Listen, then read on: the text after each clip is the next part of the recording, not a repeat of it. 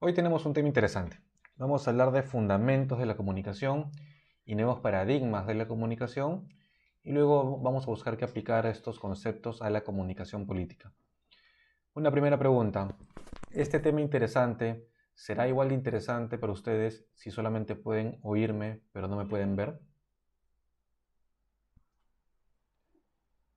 Y si pueden verme, pero yo no hago contacto visual con ustedes en ningún momento y parezco en todo momento distraído, como si no les prestara atención a la clase, ¿será igual de atractivo para ustedes? ¿O qué pasa si sí hago contacto visual, pero no hago ninguna gesticulación, ni modifico para nada el tono de mi voz? ¿Ustedes escucharán y prestarán atención a la clase de igual manera? ¿O qué pasa si sí gesticulo? ¿Qué pasa si sí modifico el tono de mi voz, si sí hago contacto visual con ustedes? En ese caso, apoyado del recurso de mis manos, de mi gesticulación o del material de apoyo como las diapositivas y los videos, es más probable que el mensaje que les quiero transmitir en este caso llegue a ustedes. Hoy vamos a hablar justamente de esto, del paradigma de la comunicación, de los componentes de la comunicación y de cómo este delicado proceso de la comunicación puede ser afectado en diversas etapas por una serie de factores, algunos externos, otros internos. Vamos a hablar de los ruidos de la comunicación, vamos a hablar de los sesgos cognitivos y vamos a hablar de los errores más frecuentes también en el proceso de la comunicación. Entendiendo cómo se comporta la comunicación en general, buscaremos luego que aplicarla al contexto más circunscrito, más específico de la comunicación política. Pero es importante que entendamos en líneas generales la comunicación y la importancia que tiene como uno de los pilares, uno de los fundamentos de la democracia. Recuerden que la democracia se asienta, se cimenta en el intercambio de ideas, en la búsqueda de consensos para, a través de estos consensos, buscar de hacer lo que la mayoría considera que es mejor hacer. Pero ¿qué pasa cuando la comunicación no existe o cuando la comunicación se rompe? ¿Qué pasa cuando dejamos de oír voces? No porque hayamos encontrado una voz común y una idea que nos satisfaga a todas, sino simplemente porque hemos preferido el silencio a seguir en una discusión enriquecedora. ¿Qué pasa cuando aparece un falso consenso y en realidad vemos alcanzado a aplicar de forma correcta y total el diálogo como herramienta que permite el ejercicio de la democracia? En esta sesión vamos a ver estos conceptos y buscaremos al final de la sesión entender de forma más clara cómo funciona la comunicación y cómo tener una comunicación más efectiva. Bienvenidos a la segunda sesión. Bien, imaginemos que tengo una encomienda para enviarles. He preparado algo rico, una comida rica, y quiero compartirla con ustedes. ¿Cómo hago? Tengo que hacérselas llegar, ¿no es cierto? Lo primero que tengo que hacer es empaquetar mi encomienda. Tengo que decidir si se las mando por aire, por tierra, por río, o si aprovecho una persona que va a ir de viaje hacia donde ustedes están para hacérselas llegar. Tengo que rotular muy bien mi paquete, poner su nombre, su DNI, esperar que en el camino no pase nada, que mi encomienda llegue bien y ustedes que también la reciban, cuando sea el momento de recibirla, la desempaqueten con cuidado y puedan disfrutar esta que quiero compartir con ustedes. Si se dan cuenta, en todo este proceso hay un montón de cosas que pueden salir mal. Primero, puede ser que yo termine de preparar la comida, no deje que se enfríe y la meta caliente a un tupper o un envase. Si la meto caliente, la comida va a sudar, se va a humedecer y cuando le llegue a ustedes va a quedar fea y va a llegar de una mala manera. O puede ser que me equivoque y cometa un error al momento de empaquetar la comida, haga un hueco al envase y la comida se caiga, o que no coloque bien el nombre y el DNI de cada uno de ustedes y al final ustedes no puedan recoger la encomienda. O puede ser que en el camino pase algo con el transporte, sea accidente, choque, bote el baquete, lo chanque, en fin. O puede ser que ustedes al momento de recibir la encomienda la desenvuelvan mal y se rompa o se caiga. O se olviden simplemente de recibir el paquete y la comida se queda ahí, se malogre y se pude. ¿Ven? Hay un montón de cosas que pueden salir mal. El proceso de comunicación es parecido. Hay alguien que quiere enviarles algo a ustedes, un mensaje. Hay que preparar ese mensaje de alguna forma, hay que decidir cómo se envía el mensaje y ustedes tienen que buscar de recibir ese mensaje para que lo puedan comprender. Vamos a hablar aquí del paradigma o del proceso de comunicación. Antes de eso vamos a ver con ayuda de las diapositivas, por favor, la definición de la comunicación. En la diapositiva 3 vemos que si nos ceñimos a lo que dice el diccionario, la comunicación es simplemente la acción y el efecto de comunicarse. Eso no nos dice mucho. Tenemos que ir más bien a la raíz de la palabra. Y la palabra comunicación implica el concepto de comunión, común, de compartir, de conversar, de hacer intercambio de ideas. La comunicación no puede concebirse cuando solamente una persona habla y la otra solo escucha o aparentemente escucha pero no dice nada. Eso no es comunicación. Comunicación, diálogo tampoco es la suma de dos monólogos. Yo hablo, ustedes escuchan, les toca hablar a ustedes, ustedes hablan y yo escucho, pero ustedes dicen lo que tienen que decir sin importar lo que yo haya dicho antes, y yo digo lo que quiero decir sin importar si ustedes me están escuchando o no, o si eso es interés. Entonces, la suma de dos monólogos no hacen un diálogo. La comunicación implica en todo momento el concepto de comunicación, de compartir información, de conversar, de tener ideas de ida y vuelta. Esta comunicación tiene unos componentes.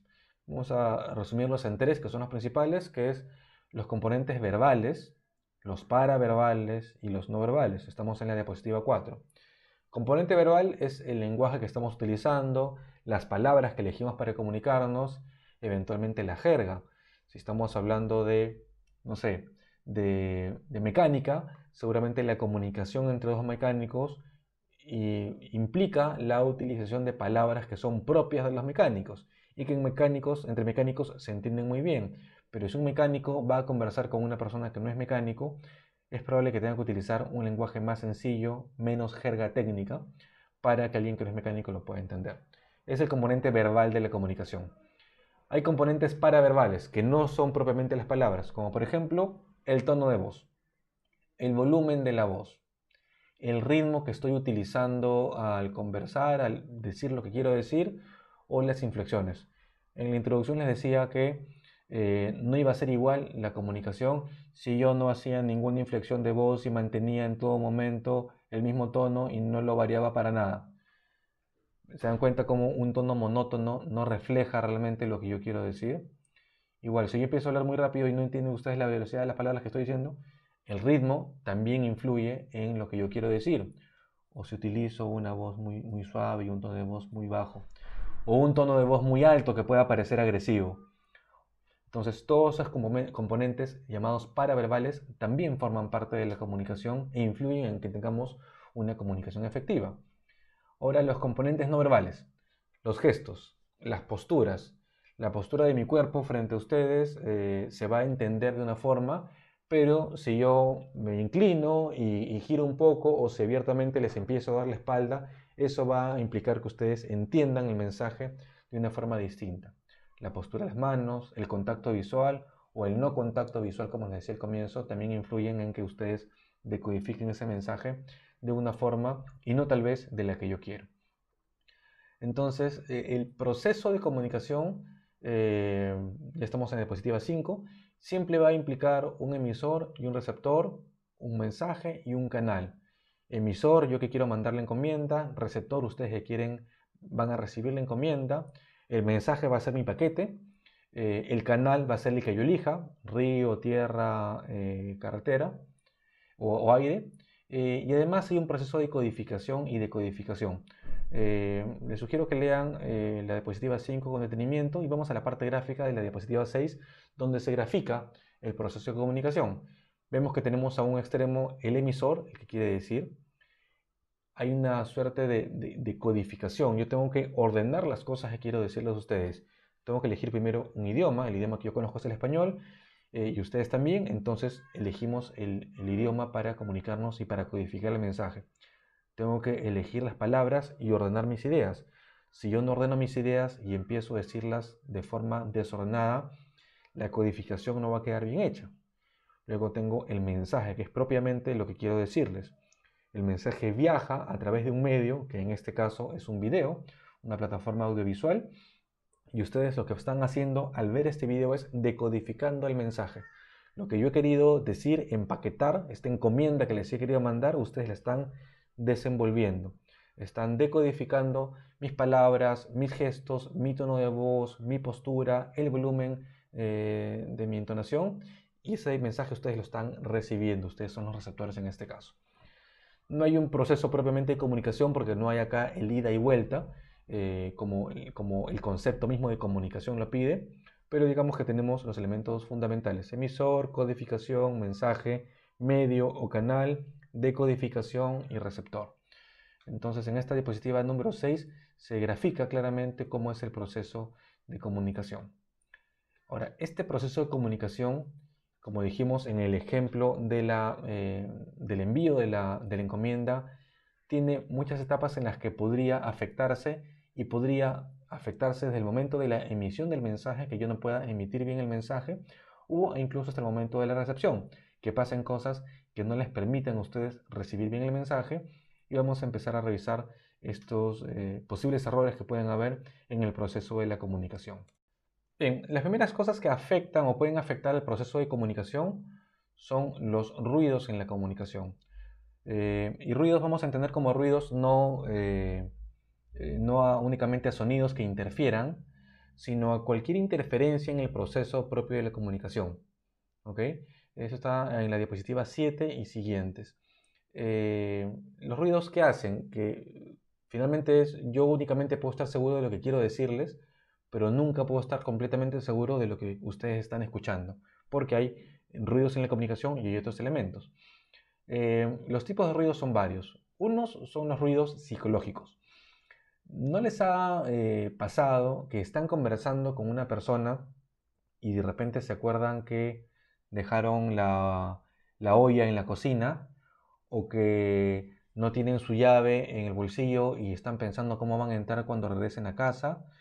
¿O se acordaron de repente que su hijo les pidió que les compren algo para hacer una tarea en el colegio o lo que fuera?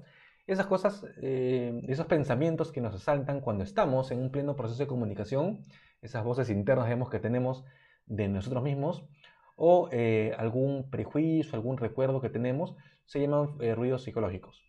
Digamos que estoy conversando con una persona que tiene un sombrero de un color azul, y a mí no me gusta pues el color azul. Entonces, por el hecho de que esta persona vista un sombrero de color azul, me hace ruido. Digo, esta persona, caramba, qué mal gusto tiene. Me distraigo con el sombrero porque además es un sombrero muy llamativo, y empiezo a pensar en otra cosa mientras estoy conversando con esa persona. Finalmente me distraigo de lo que me quiere decir, y eso lo llamamos un ruido psicológico. Primer tipo de ruido. El segundo tipo de ruido se llama ruido fisiológico. Es cuando nuestro cuerpo nos avisa acerca de algo. Por ejemplo, en mi caso, yo no puedo concentrarme en trabajar ni en conversar con una persona cuando tengo hambre. Yo puedo aguantar el frío, el calor tal vez, pero el hambre no lo perdono. Entonces me pongo de mal humor, y si alguien me habla cuando tengo hambre, yo estoy pensando solamente en comer. Es un ruido fisiológico. De repente ustedes lo que no soportan es el frío, o cuando hace mucho calor y estamos sudando y buscando que limpiarnos el sudor de la frente, no le estamos prestando atención a lo que las personas nos dicen, porque nuestro cuerpo nos dice: o tengo frío, o tengo calor, o me duele el estómago, o me duele la cabeza, o tengo sueño, o lo que fuera. Entonces, cualquier manifestación fisiológica que impide o nos distraiga es un ruido fisiológico. Luego tenemos ruidos semánticos. Esto sucede cuando, por ejemplo, la persona con la que conversamos tiene lo que llamamos muletillas, que es un error que vamos a ver después en los errores de comunicación. Cuando la persona utiliza demasiado una palabra, o cuando hace unas pausas muy largas, tal vez es porque está dudando de lo que quiere decir. Estas pausas largas incomodan e interrumpen el proceso de comunicación.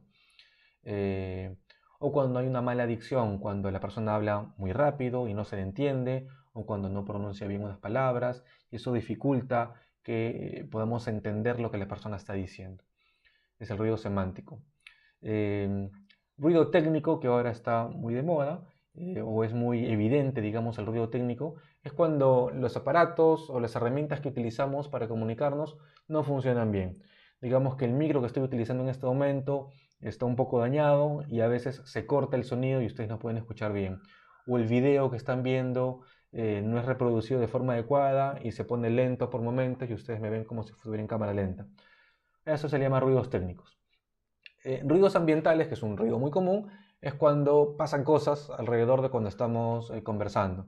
Estamos conversando y de repente, no sé, pasan sus hijos pequeños jugando y haciendo bulla con la pelota y los interrumpen y yo no puedo escuchar bien.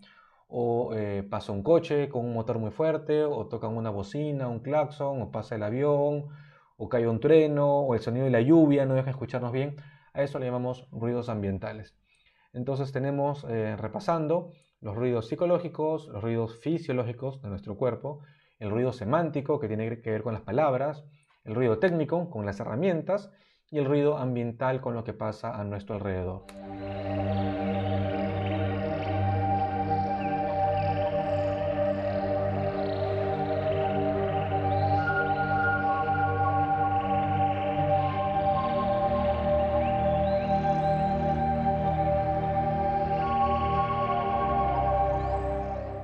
Lo siguiente que afecta a la comunicación buena, efectiva, son los errores en la comunicación.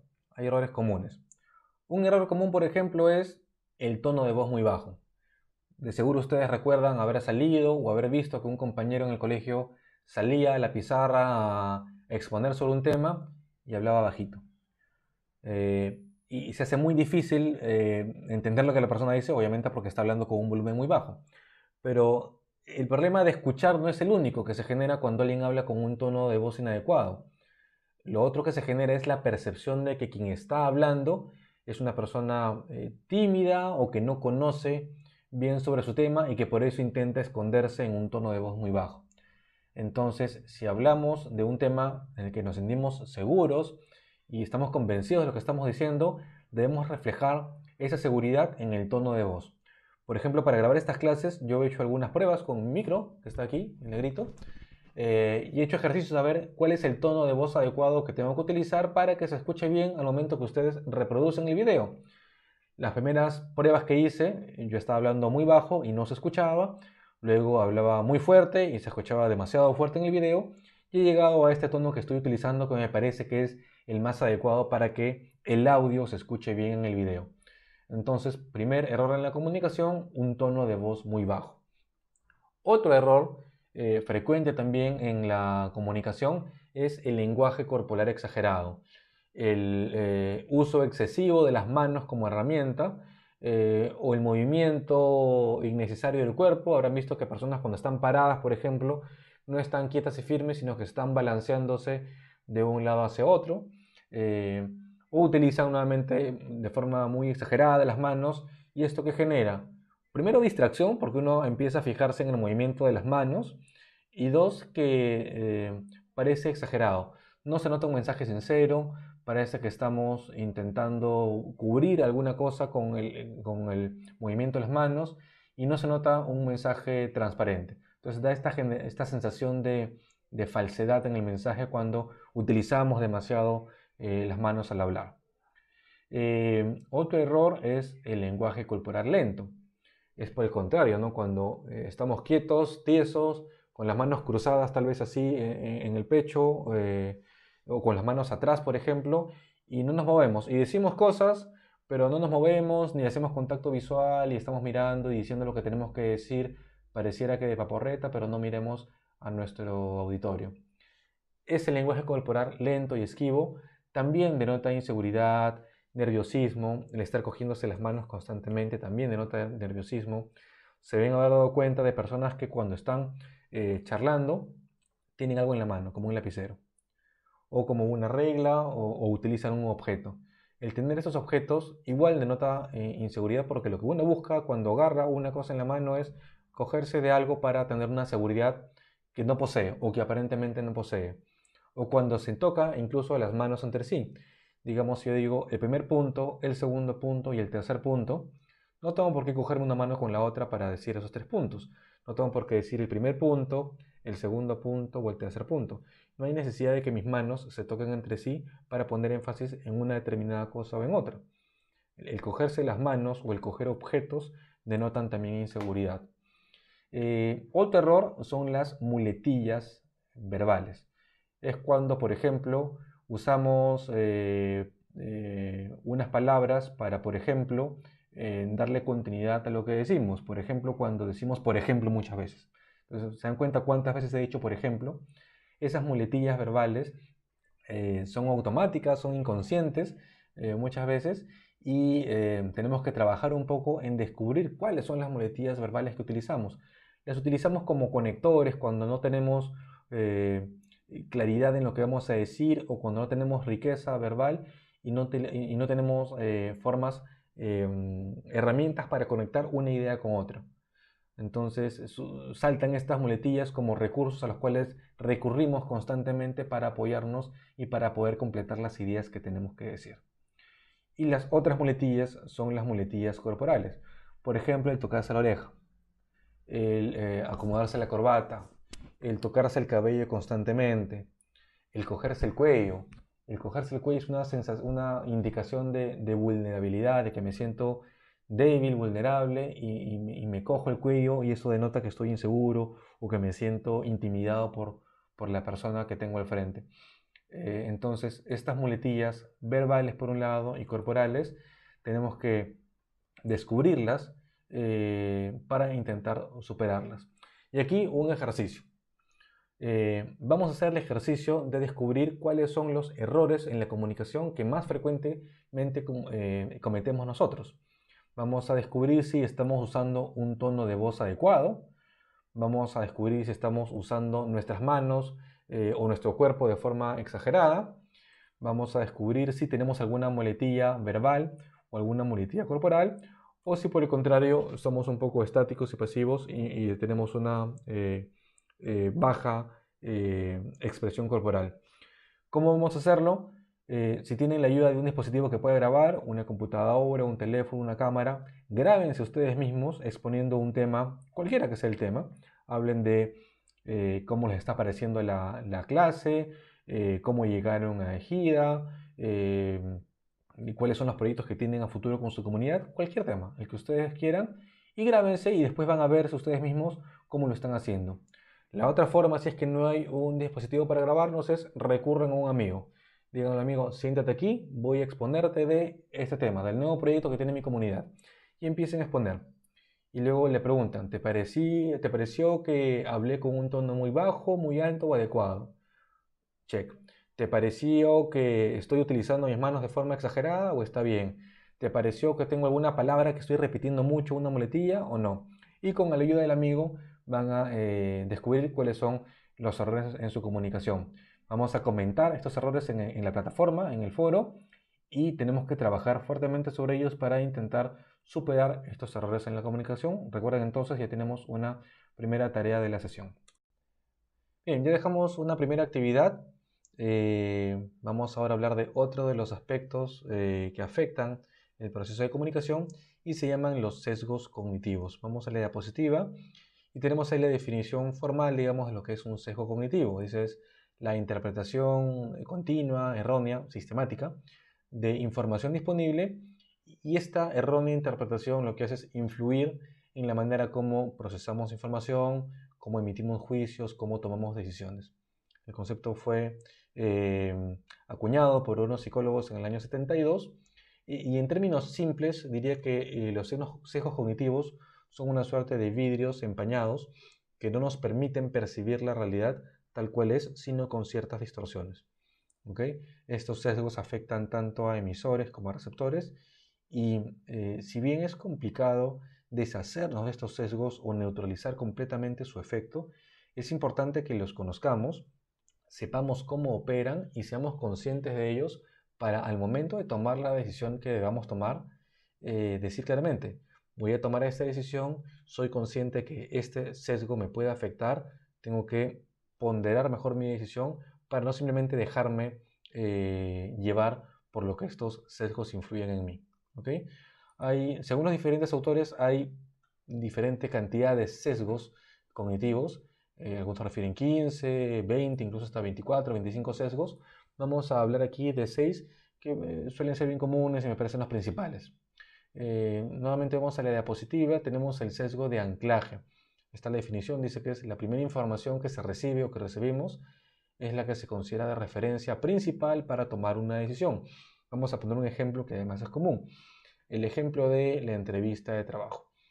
Digamos que hemos decidido contratar a un secretario o secretaria para que nos asista en nuestra organización y convocamos diferentes personas y la primera persona que llega a la oficina o el lugar donde hacemos la entrevista es una persona muy bien preparada, con mucha experiencia, habla varios idiomas, ha trabajado en Brasil, digamos, en comunidades por allá afuera, muy bien presentable, con un lenguaje corporal muy adecuado, con ideas muy claras que además coinciden con nuestras ideas y nos causa una primera muy buena impresión.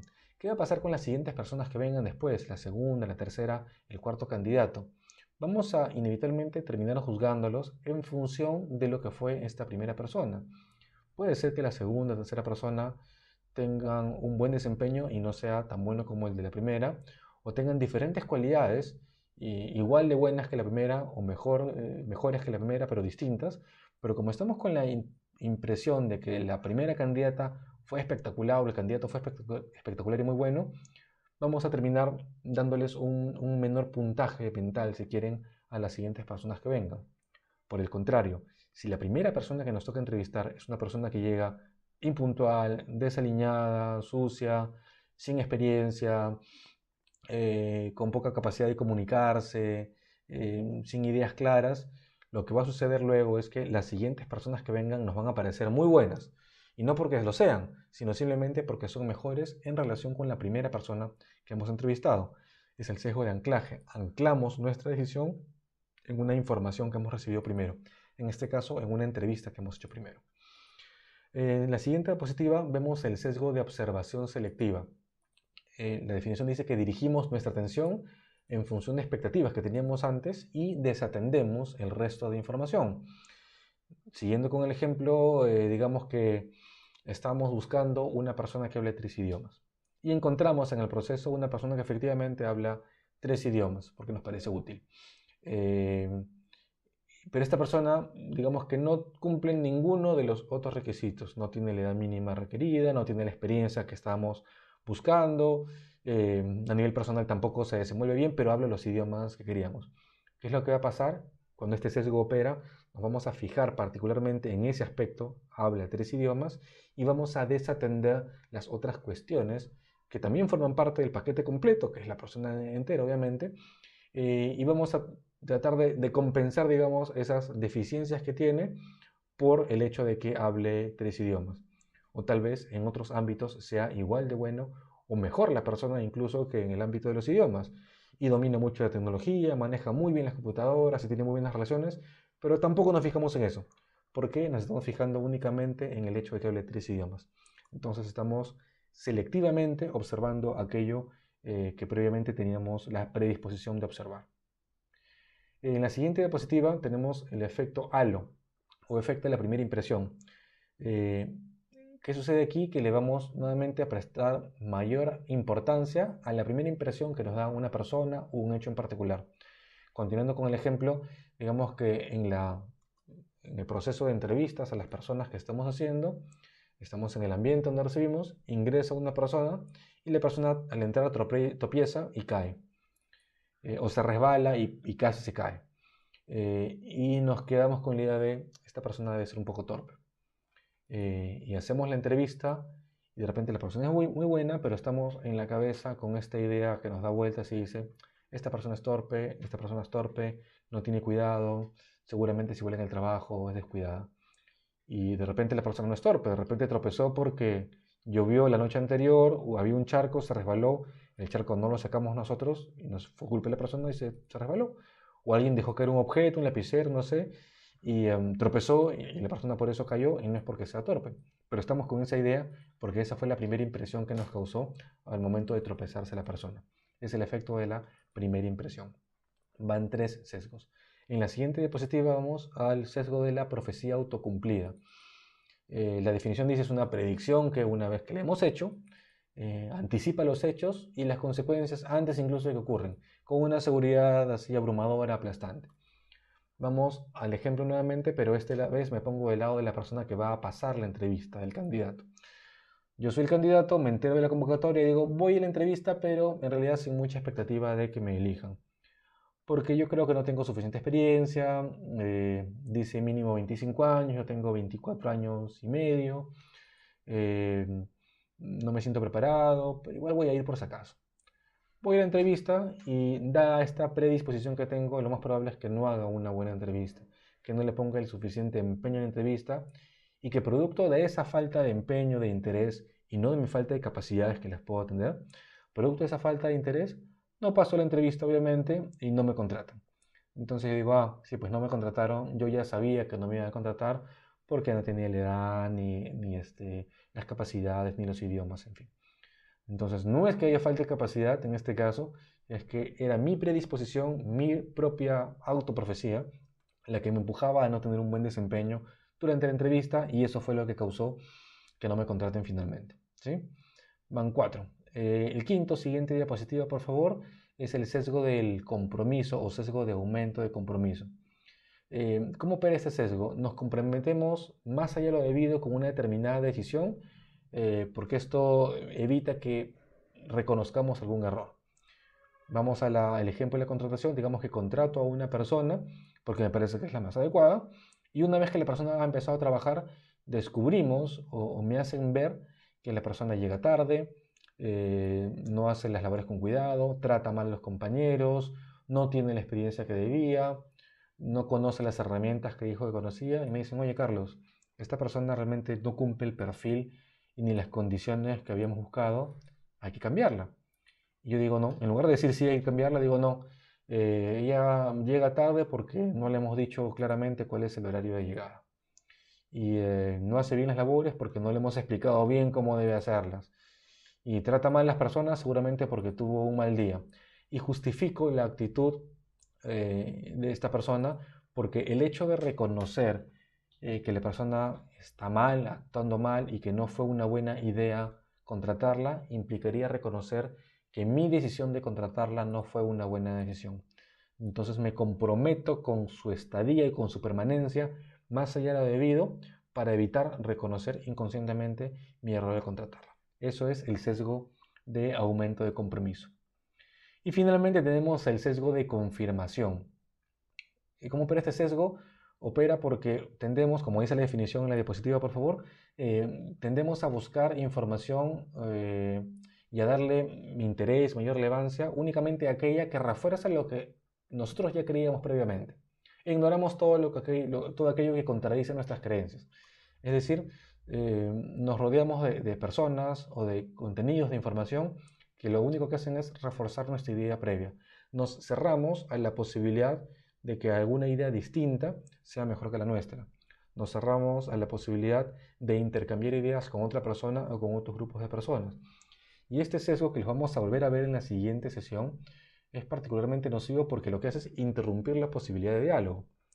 Si yo me cierro a la posibilidad de cambiar mi propia opinión y me cierro a la posibilidad de que hay ideas distintas a la mía que pueden ser mejores que las que yo tengo o que las que mi grupo tiene, lo que hago es interrumpir diálogo e imposibilitar la existencia de consensos, de que gracias al intercambio de dos o más ideas contrapuestas salga una sola, mejor que ambas seguramente, y si no hay consenso, no hay posibilidad de ejercer la democracia de forma completa, de forma cabal. Entonces, este sesgo me parece particularmente peligroso porque rompe la posibilidad de diálogo, rompe la posibilidad de consenso y no permite que haya un ejercicio correcto, cabal de la democracia. Con esto cerramos la parte de los sesgos y vamos a la parte final de la sesión. Bien, he hecho una selección de 3 videos que me gustaría que los vean por favor antes de la siguiente sesión. Son videos que, a pesar de ser, digamos, charlas, conferencias de personas distintas entre sí, en lugares distintos, tienen ideas que coinciden respecto a, primero, la ilusión de la comunicación, eh, la creencia de que creemos que nos estamos comunicando cuando en realidad tal vez no nos estamos comunicando, eso por un lado. Lo otro, la importancia del diálogo y de cómo opera este sesgo de confirmación que lo que hace es interrumpir el diálogo. ¿Qué pasa cuando no somos capaces de intercambiar ideas de forma abierta, continua, fluida, cómo afecta esto el ejercicio de la democracia finalmente. Y también comentan sobre que hay situaciones, más de las que creemos, en las que las personas simplemente no quieren cambiar de opinión por más que existan evidencias, por más que sean personas educadas. Hay otras cosas que son las que motivan a las personas que no permiten que se modifique su forma de pensar o su opinión respecto a un determinado tema o una determinada cosa. Vean los videos, son 3, y en la siguiente sesión vamos a comentar el resultado de estos videos. Recuerden que hemos dejado como actividad buscar nuestros propios errores comunes al momento de comunicar. Tenemos que ver estos 3 videos y en la siguiente sesión vamos a comentarlos. Hoy día hemos hablado del paradigma de la comunicación, de los factores de la comunicación, de los ruidos en la comunicación, los errores comunes en la comunicación y los paradigmas, y tengan muy presente el paradigma de la autoconfirmación. ¿Sí? Nos vemos en la siguiente sesión.